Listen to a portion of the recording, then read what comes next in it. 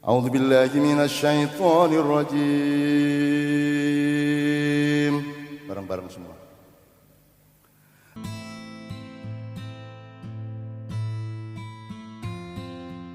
Kita itu bagian dari Tuhan.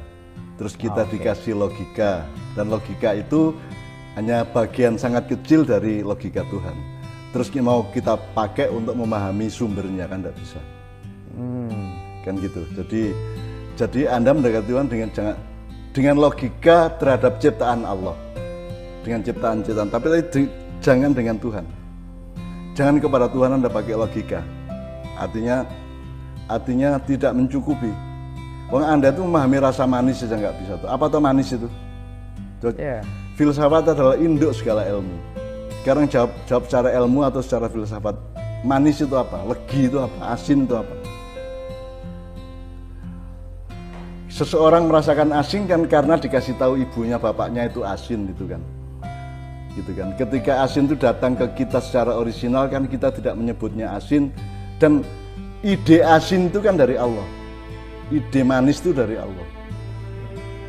Itu aja ajaib kan. Jadi itu aja nggak logis. Gitu loh. Itu pun asin atau manis itu pun tidak berdasarkan barang yang kita kenyam atau kita makan, tapi berdasarkan juga alat yang kita pakai, receivernya, nggak hanya servernya tapi receivernya kan gitu. Manis kayak apapun kalau lidah Anda tidak bisa merasakan manis, bau kayak apapun kalau Anda kena COVID kan enggak anosmia kan gitu. Jadi ini cara berpikir Anda ini bisa menjadi COVID untuk hidup Anda ini. Memahami Tuhan secara logika. Emang siapa kita ini kok memahami Tuhan? Tafakkaru fi khalqillah wa la tatafakkaru fi dzatillah. Jadi pikirkanlah, logikakan, rasionalkan pemahamanmu segala macam tentang ciptaan Allah. Tapi jangan menghadapi Allah atau melihat Allah, menilai Allah, menyimpulkan Allah dengan logikamu atau dengan. Karena puncak pengetahuan filsafat adalah ketidaktahuan. Jangan dipikir Anda belajar filsafat, mau kuliah, mau mandiri, mau apapun, terus puncaknya pengetahuan. Enggak. Puncak pengetahuan adalah ketidaktahuan. Puncak pengetahuan adalah kesadaran bahwa kita tidak mengerti. Wong orang tuh enggak bisa memahami yang saya ngomongkan manis, asin aja orang enggak bisa kok. Kamu pikir siapa yang punya ide asin itu dulu? Kok manusia dikasih ide asin, ini mambu, ini badek, iki apa jenenge? Iki apa? Liyane cara Jawa ya. Kecut apa prengus segala macam. Kalau Jawa kan macam-macam pengalaman rasanya gitu.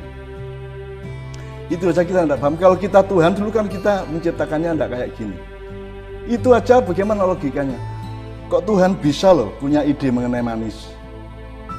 Kok Tuhan tuh punya ide mengenai bikin makhluk, ada yang melata kayak ular, ada yang lari kayak kijang, ada yang berdiri kayak manusia, ada yang terbang kayak burung. Itu kok punya ide itu loh Allah itu. Itu loh. Nggak logis bagi saya. Sebab kalau saya jadi Tuhan, saya nggak punya ide sampai seperti itu. Saya susah menjelaskannya karena ini bukan wilayah filsafat. Jadi kalau Anda menghadapi hidup ini dengan filsafat, Anda membuka pintu-pintu penderitaan.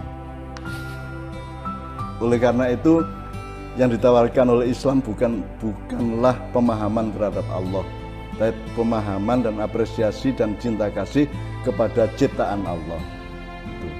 Nah di situ nanti terrefleksikan hakikat Allah itu, tapi bukan Allah itu sendiri. Jadi bayangan Allah itu akan muncul di mana-mana, tapi it's not Allah himself itu, bukan Allah itu sendiri, tapi bayangan-bayangan Allah, ayang-ayang kalau bahasa Jawa. Jadi menurut saya jangan berjalan di situ. Kalau saya jangan berjalan mempelajari filsafat untuk menemukan Allah. Yang tidak logis babar pisan. Kamu jadi kamu itu gimana? Siapa yang menciptakan, siapa namanya itu? Nazril Ardiansah, Muhammad Nazril Ardiansah. Ya. Nazril menjadi Azil, Nazril itu aja kan itu kan misteri yang tidak logis luar biasa. kamu lahir misalnya tanggal sekian tahun sekian itu ya.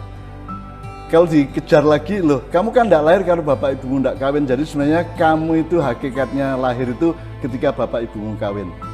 Betul kan? Ya. Betul enggak?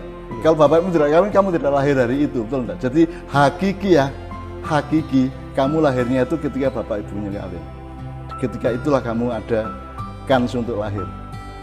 Ternyata bapak ibunya juga kawin itu kan mereka sendiri itu tidak ada kalau tidak karena kakeknya, neneknya, buyutnya, dan semua leluhur-leluhurnya. Jadi sesungguhnya kelahiran kita itu kelahiran berujung di Allah itu sendiri kan gitu.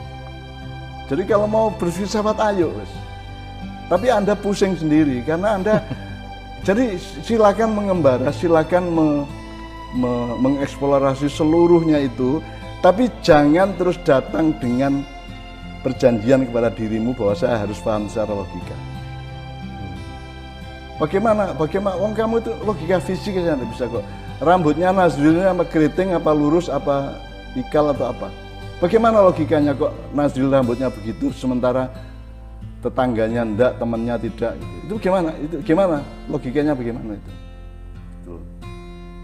Saya tiap hari itu tidak paham pada diri saya kok. Kok bisa ya?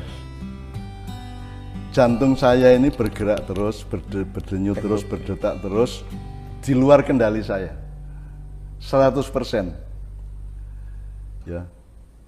100% saya tidak bisa mengendalikan. Saya nyuruh dia berdetak tidak bisa, saya menghentikan dia berdetak juga tidak bisa, kecuali saya bunuh diri kan gitu. Itu kan sebagai sebuah penciptaan kan misterius itu, tidak logis itu. Tidak logis.